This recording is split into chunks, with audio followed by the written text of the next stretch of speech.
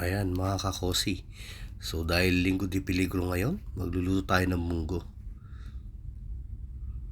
Ayan lang po yung mga sangkap, makikita nyo dyan. Iniwa ko na yan. So simulan natin, pinakuluan ko yan mga kakosi. Yan, simulan natin maggisa.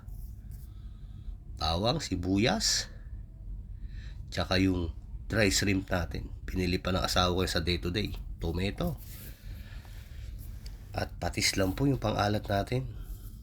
Tsaka asin. Walang halong chemical, walang betchin. Yan. Yan, patapos na. Kita nyo, pechay, sa huli na yan. At may fried chicken tayo. So, yung fried chicken na yan, makikita nyo sa susunod na aking vlog. Yung mga recipe. Habang nanonood po ng Showtime. Okay, guys. First bite. Napakasarap.